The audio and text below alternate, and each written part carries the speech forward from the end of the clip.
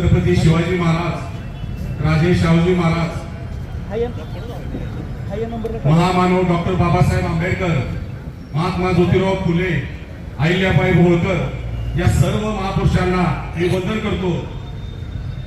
आणि पलूसच्या सत्ताधाऱ्यांनी पलूसच्या जनतेवर जो अन्यायकारक करवाढ करून या पलूसच्या जनतेवर जो दरोडा टाकलाय त्या करवाढीचा मी जाहीर निषेध करतो प्रथम। आणि सत्ताधाऱ्यांचं असं मत आहे की विरोधक हे कायम सत्ताधाऱ्यांचे विरोधक कायम मुद्दाम बोलतात। मला एक सत्ताधाऱ्यांना सांगायचं आहे, विरोधकांचं कामच आहे की सत्ताधाऱ्यांच्या प्रशासनातल्या चुका जनतेसमोर मांडणं आणि जनतेला अन्यायाविरुद्ध जागृत करणं हेच आमचं काम आहे। आतापर्यंत हेच करत आलो, येणाऱ्या काळात 5 वर्ष हेच काम आमचं पुढे राहील, हे मला त्यांना ठामपणे सांगायचं आहे। सत्ताधाऱ्यांचं असं त्यांनी खोटी बातमी पसरवली की विरोधकांच्यावर आमचं करवाढी संदर्भात आमचं बोलणं झालंय, हे साफ खोट आहे। मी आज पलूसकरांना सांगतो, 1 महिन्यापाठी ज्यावेळी पलूसकरांना नोटीस मिळाल्या त्यावेळी आम्ही सत्ताधाऱ्यांना मीटिंग मध्ये सांगितलं होतं की हा विषय तुम्ही विषय पत्रिकेने घ्या। आणि तसं राष्ट्रवादी पक्ष, भाजप पक्ष या दोन्ही पक्षाने आपापल्या पक्षाच्या वतीनं तसं लेखी स्वरूपात पत्र दिलेलं, कारण लेखी स्वरूपात पत्र दिल्यानंतर तो विषय अजेंड्यावर मासिक पेटीवर आल्यानंतर त्याची चर्चा करावी लागते, त्याचं प्रोसिडिंग तयार होतं। हे कायद्यानं अतिशय चांगलं असतं, ते सत्ताधाऱ्यांसाठी घातक असतं, म्हणून हे मुद्दा हा विषय प्रगटलेला नाही। आणि खोटी बातमी पलूसकरांच्या जनते सोडली की आमच्यावर चर्चा केली, अशी कुठलीही चर्चा त्यांनी केलेली नाही। त्याचबरोबर सर्वात महत्वाचा आणि ज्या विषयामुळे आज पलूसचं वातावरण गेले 1 महिना तंग झालेला आहे, तापलेला आहे, तो विषय म्हणजे करवाढी ही शासनाने केली आहे। सत्ताधारी म्हणताय करवाढी शासनाने केलेली आहे, आम्ही केलेली नाही, हे लक्षात घ्या। आणि ही होणारच, ही भाषा आणि मस्ती माझ या सत्ताधाऱ्यांना आहे। तर मला असं सांगायचं आहे, शासनाचा नियम काय आहे प्रशासनाचा की दर 5 वर्षानं तुम्ही 40% करवाढ ही तुमच्या शहराच्या विकासासाठी करू शकता।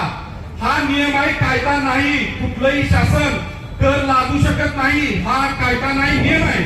नियम काय आहे, तर जी सत्ताधारी मंडळी जी आज नगरसेवकांची बॉडी जी निवडून आल्या, त्या निवडून आलेल्या बॉडीला अधिकार आहे, त्या बॉडीने निवडून आलेल्या बॉडीने एक ठराव केला पाहिजे की माझ्या शहरासाठी आणि माझ्या जनतेसाठी 10%, 5%, 15%, 20% करवाढ ही योग्य आहे, असा ठराव करून तो प्रशासनाला पाठवायचा असतो। आणि असा कायदा 1965 साली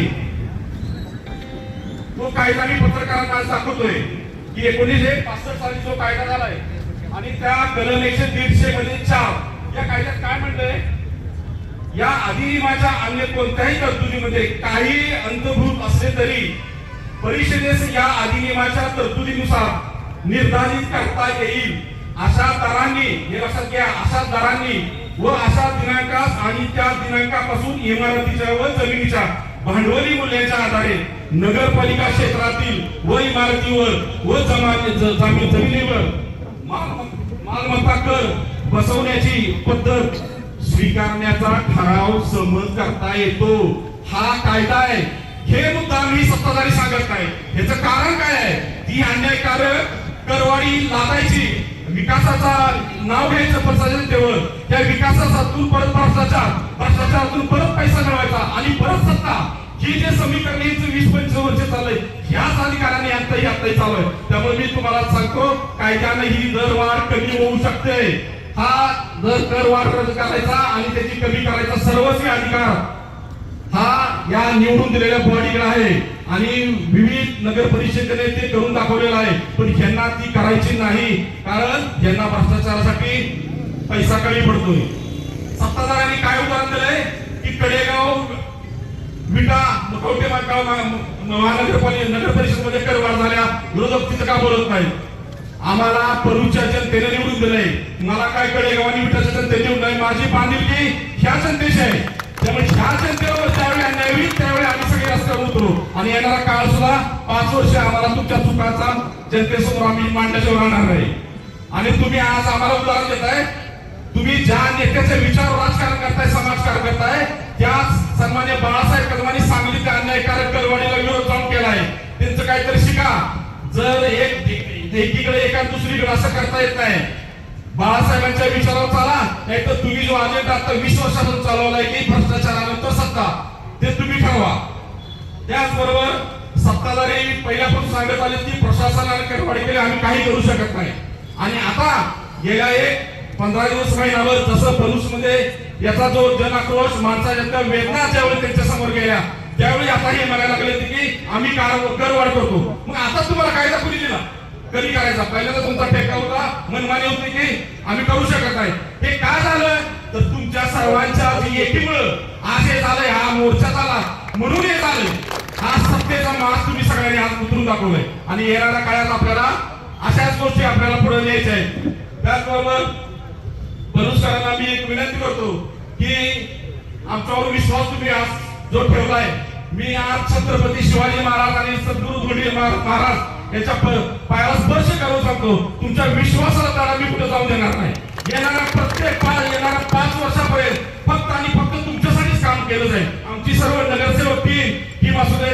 आज आम्ही सर्वांनी एक निर्णय घेतला की कुठल्याही राजकीय जोडे ते भरूच्या हद्दीच्या बाहेर एक चर्चा गावात आहे की हे आधी करायला पाहिजे होतो. नक्कीच मी माफी सगळ्या भरूचकरांची मागतो, कारण तुम्ही आम्हाला सत्ता द्यायला बसला होता पण आम्हाला घ्यायला कळली नाही. त्याबद्दल मी तुमच्या मनापासून हात जोडून माफी मागतो, कारण वेळ गेल्या पण मागचं करण्यात आलं. परमेश्वर पण चुकीचं, आपण तर माणसं आहे.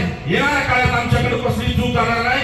तुम्ही जे आम्हाला अगदी सत्ता ते असणारी माणसं सुद्धा जे 2-3 नंबर मध्ये जे फळे आहेत ते आम्हाला मदत करते.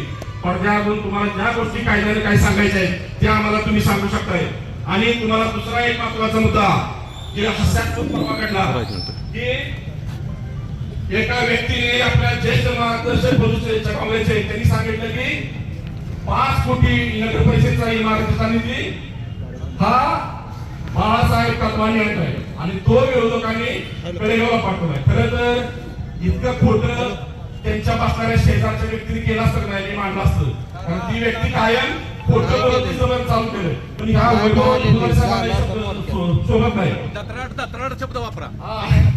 आणि त्यावेळी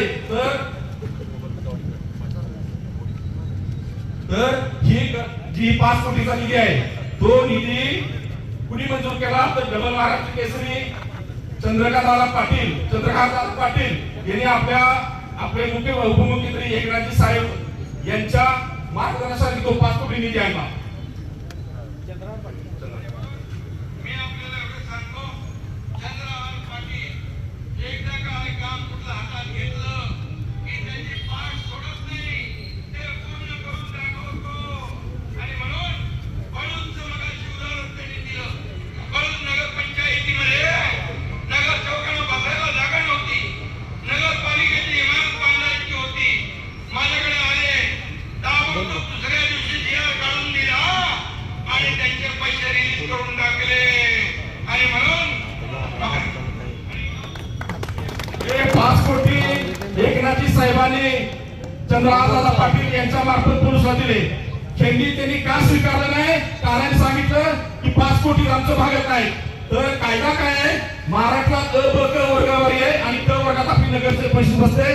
महाराष्ट्रात जेवढ्या क वर्गात नगर परिषद त्यांना 5 कोटी निधीला शासनाने दिलेला आहे. 5 कोटीच्या वरती मिळत नाही. तुम्ही सुरुवातीला काम चालू करून दुसरा प्रस्ताव पाठवू शकता. यांना करायचं काय नव्हतं, कारण भाजपचं नाव, भाजपच्या नेत्यांचं बोर्डावर नाव लागल. लाज वाटली पाहिजे की 25-30 वर्ष तुम्ही राजकारण करता पण साधी मार्ग बांधू शकला नाही तुम्ही सभासदांना. त्यामुळे यांनी दुर्गवलं आणि कारण सांगितलं वेगळं की बाळासाहेब यांनी केले. मी बाळासाहेबांना विनंती करतो, तुम्ही येऊन बोलूचे जनते सांगावं खरं खोटं की तुम्ही मंजूर केली का चंद्रकांतदादा पाटील एकनाथ शिंदे साहेबांनी केल्या.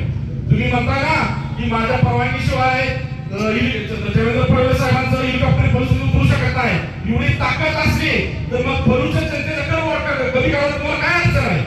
नुसता दिगावापणा आणि फॉरेन ट्रिप लागण्यासारखं भरूचला आमचा सहित येऊ नका. जनतेचे आवाज तुम्ही ओळखला पाहिजे, ही सगळ्यात महत्वाचं आहे. कारण ज्यावेळी भरूचची नगर परिषद चालू होते, आमदार साहेबांनी स्वतः सांगितलं होतं की मी स्वतः प्रत्येक 3-6 महिन्याला इथे मीटिंग घेईन. आज 6 महिने झाले आमदार बेपत्ता आपले कुठे काय माहित नाही, शोध घ्यावा लागेल.